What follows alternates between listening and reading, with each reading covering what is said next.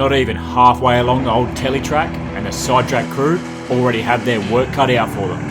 In Track 5, it doesn't get any easier, and that's exactly how they like it.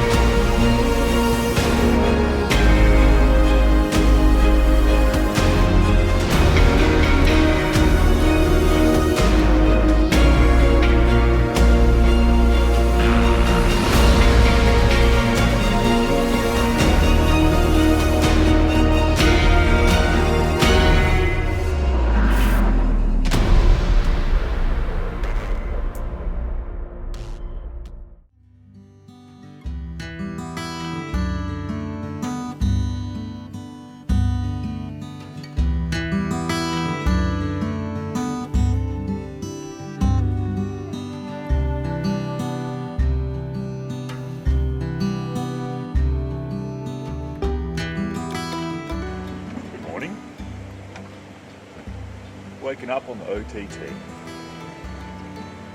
What a splendid time.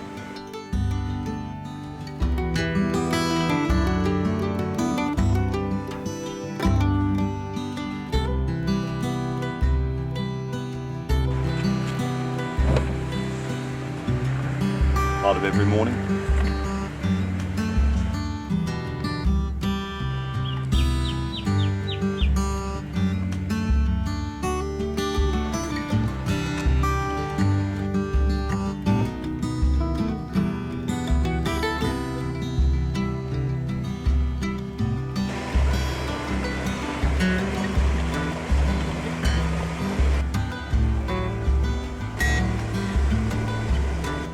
A slow morning to sit down and enjoy a coffee is the best way to start a fresh day, especially after yesterday's action. And the action continues today, with some of the Telegraph Track's most notorious creeks still to cross.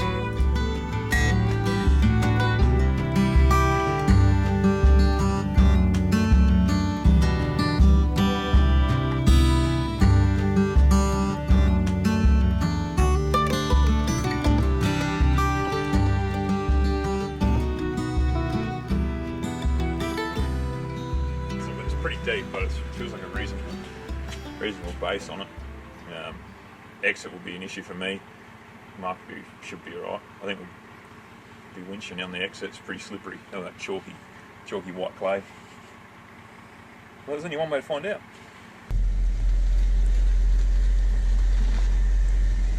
The entrance to this long water crossing is chewed away, but once down, the crossing itself is pretty smooth.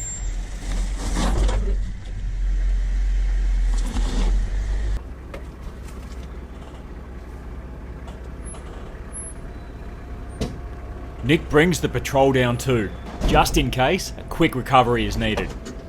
What you don't want to be doing is rushing around, getting the recovery vehicle in position while the stranded vehicle fills with water. This crossing is easily the longest so far. At over 50 metres long, if Mark does get stuck here, the 30-metre winch line will need an extension just to reach him.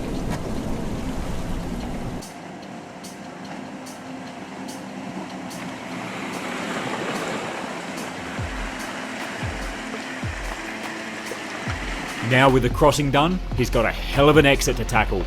This one is so rutted out that Mark needs to be careful with the awning scraping along the wall.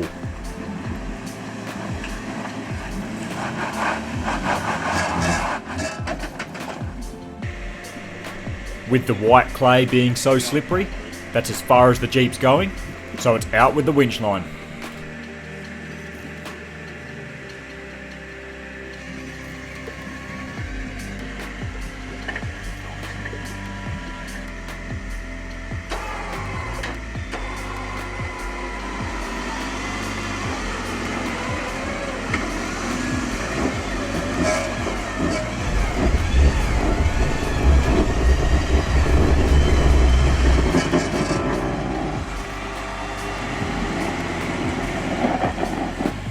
With the Jeep through and up the other side, it's Nick's turn to bring the two-wheel drive Nissan through. Regardless of Mark driving the crossing without an issue, Nick still isn't overly confident. It only takes one vehicle to turn the firm base into a soupy sludge that a two-wheel drive will struggle to pull through.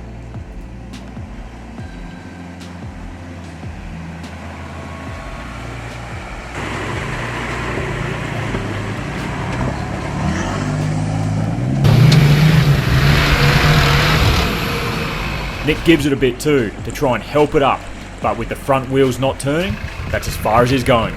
He's winching from there.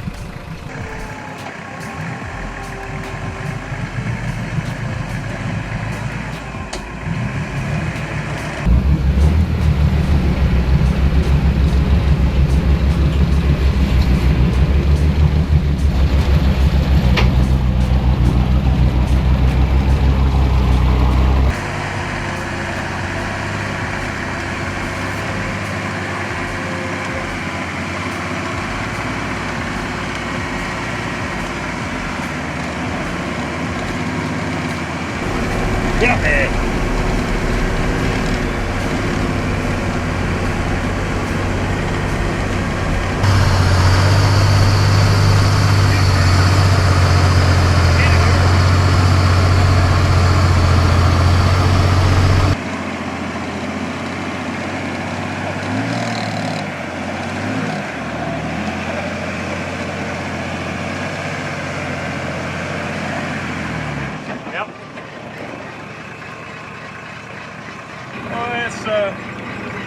Front wheels weren't doing a great deal now, were they? With Nick's winch doing more work than his front wheels, Angus spools it up yet again, and the Sidetrack crew continue on.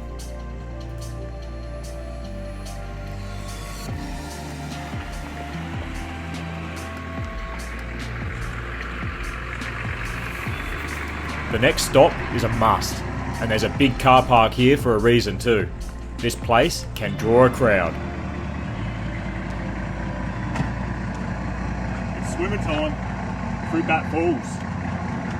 Let's do it. Only a short walk down the track, but still enough to raise a small sweat in this weather. In 32 degree heat and a healthy dose of humidity, it really doesn't take much. With the swimming hole looking like a secluded oasis, the boys enjoy a refreshing dip on this hot, muggy day. Now this is part of the reason why this track is so much damn fun. How often can you go for a swim every couple of hours while off-roading? Oh, beautiful. Fruit bat falls. Late in the season, there is not that much water here, but enough still to clean up the stinky bodies we've been cultivating for a couple of days now. So you've got to stop and check this out if you are here doing the Telegraph Track. Awesome. Yeah, bloody beautiful. Nice to have it to ourselves as well. Quite nice. Everyone wash up the pits? Yeah. Yeah, gave the old pits a bit of a scrub. It's good to blow the dust out a bit. Blow the dust out of where? Oh, I'd rather not say. Until the next bog hole. Yeah. And it'll be dusty again. Yeah. It would have been good to take the bus down there. Yeah, looking Yeah. filthy. I'm just copping and beating that back rear bar. Hell, there's some bloody dings on it. Big dings. Looks good though. This does its job.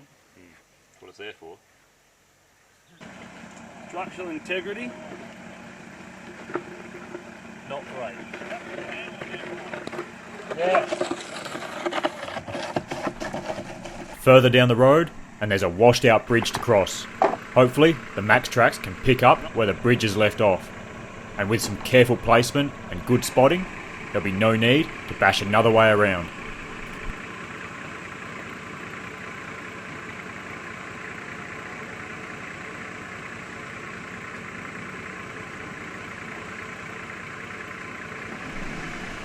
Whether or not the Max Tracks can handle a stress like this is unknown.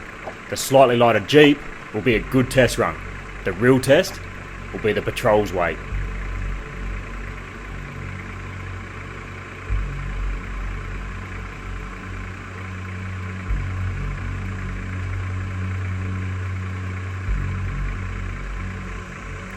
It's a good thing Mark can't see what's happening under his wheels. Not only are the Max Tracks a concern, but the driver's side wheels also have to run along the length of the log, so a spotter is a must.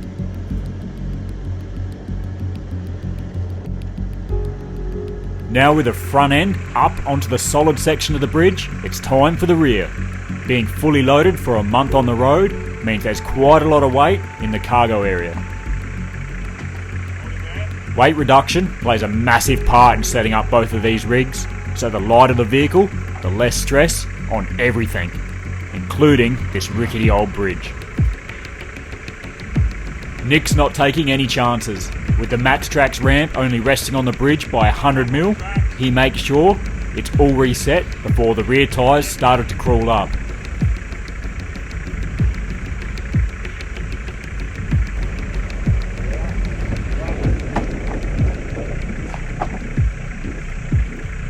Now with the Jeep through, it's time for the real test.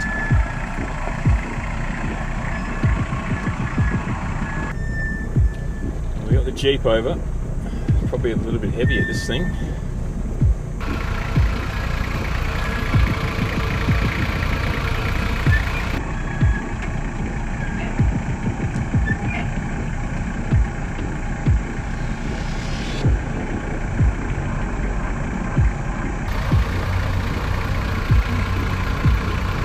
How we looking?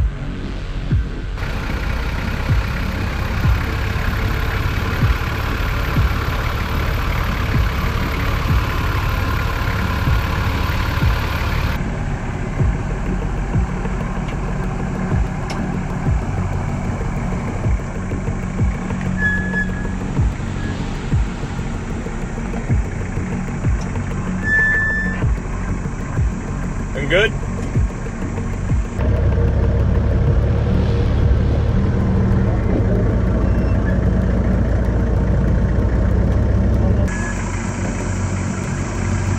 Coming up on the tracks.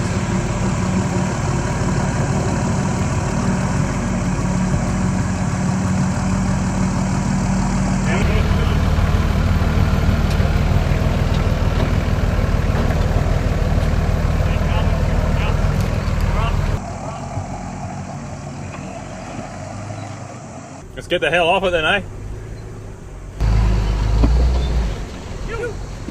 Feels dodgy. Oh, it didn't feel good either.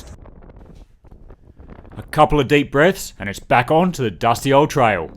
But in typical Cape York fashion, it doesn't take long before the next water crossing. Nothing too serious on this one, at least not in late November anyway. It is still worth taking caution. Some of these rocky-based creek beds have a very deep potholes randomly scattered just below the surface.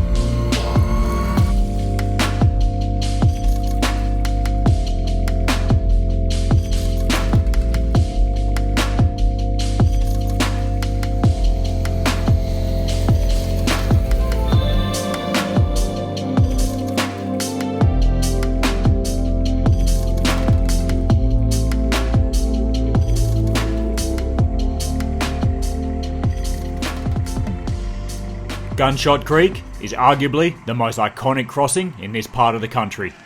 Heading in the north direction, all that's involved is sending your pride and joy over a vertical drop. No real challenge other than pulling your bull bar out of the mud at the bottom. Going up Gunshot Creek has its different challenges, especially with no drive to the front wheels on the patrol.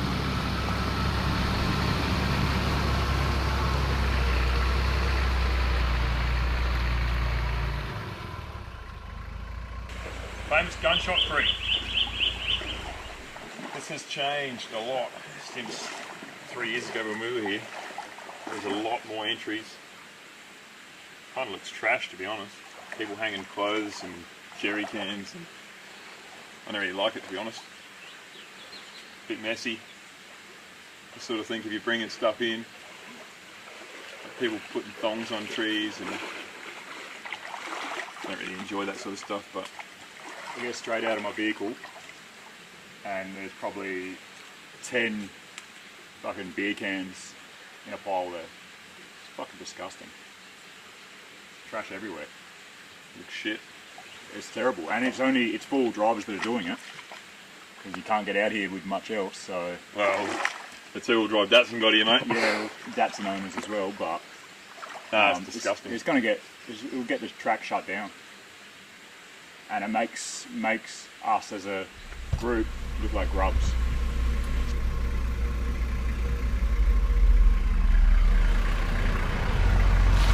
After spending some time cleaning up what the vehicles can carry, the boys choose their exit.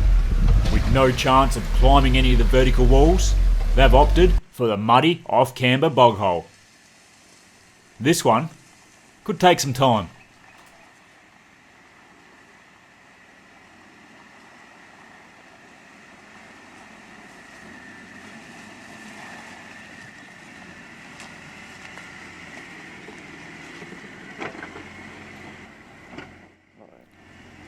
Before you even get to the climb out, you've got to go down into a deep hole on one side. So as the Jeep starts to lean, Mark's concerned about not only the angle, but also the old tree stumps laying around.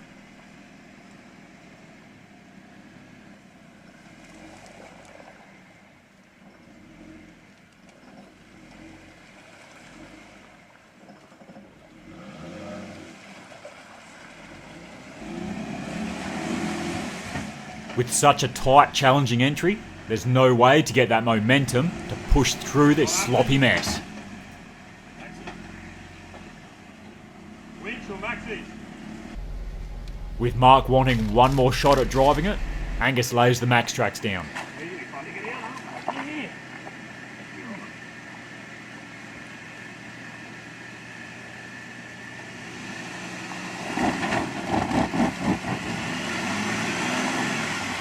But with that only offering a couple of metres, the last resort sees the winch getting pulled out.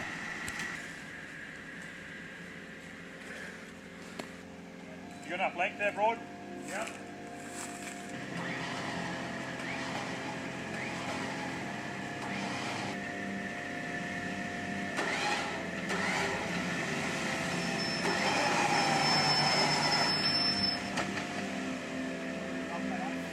You win.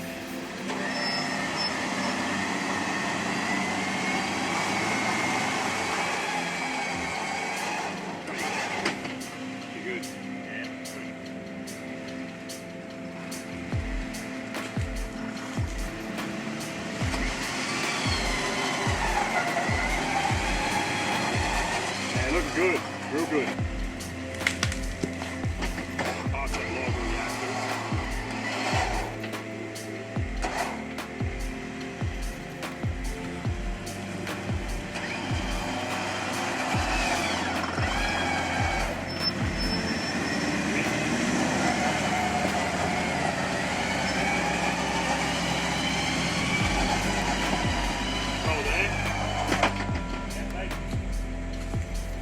The last part to this exit is one of those cut-off tree stumps in a really inconvenient spot.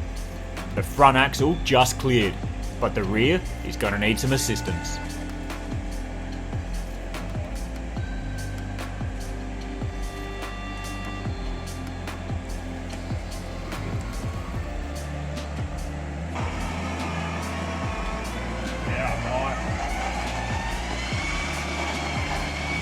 You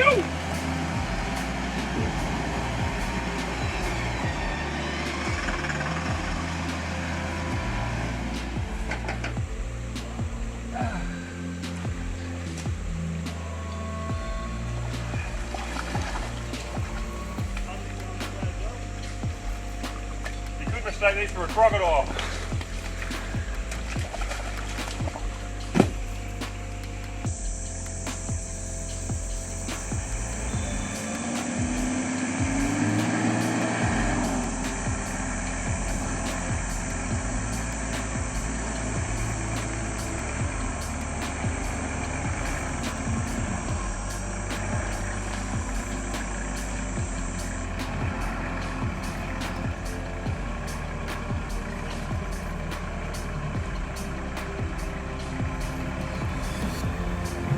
Feels dodgy.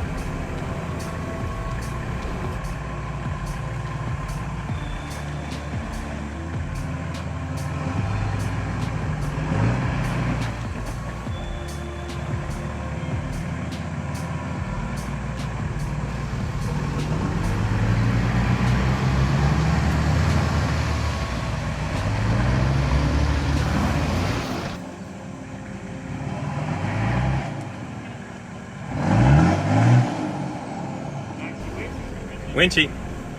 Winchy winch.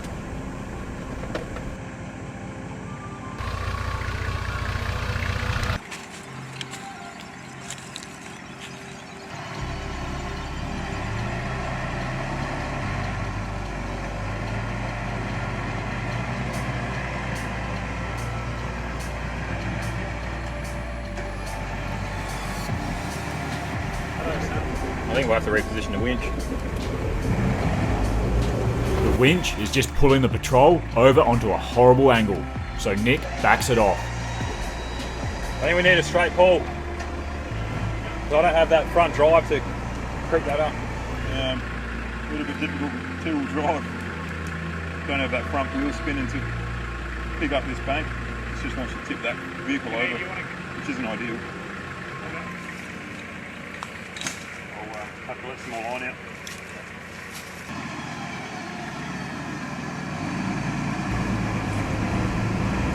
Someone watch this log here.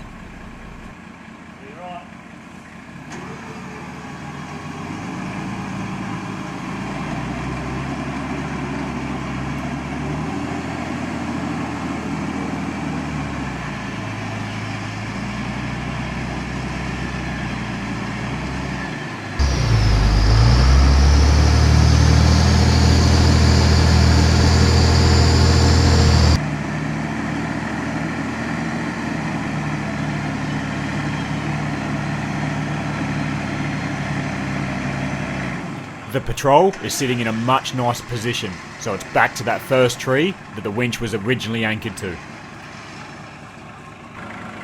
Go broad.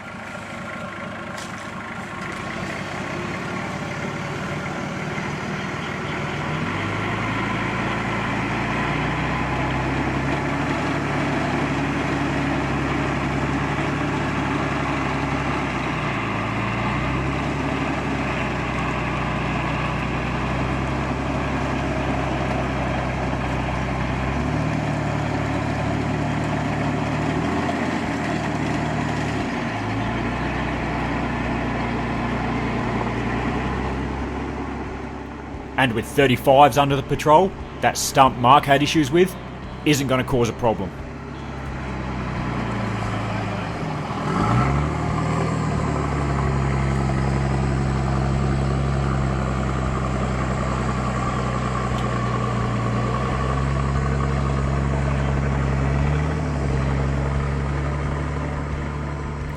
Only a few more meters and Nick is up and out of gunshot. The next challenge will be finding a decent camp and a cold beer. And if they get a move on, it could even mean a camp oven dinner is on the menu.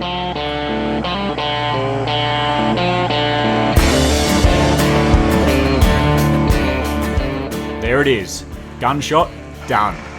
A quick clean up, pack up, and hightail it to find camp for the night.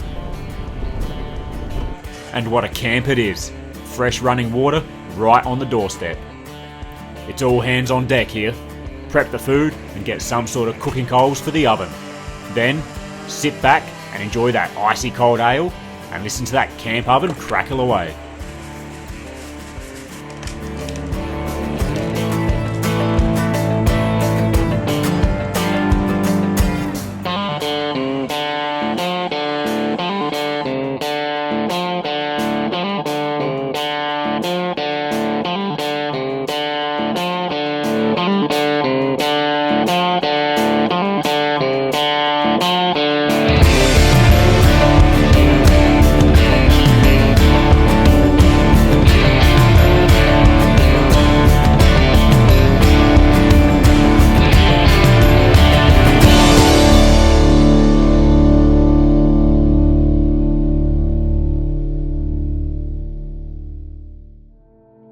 After the last section of the Teletrack, the boys then head down the peninsula in search for the Old Coach Road. Of course, that doesn't come without the sidetrack dramas.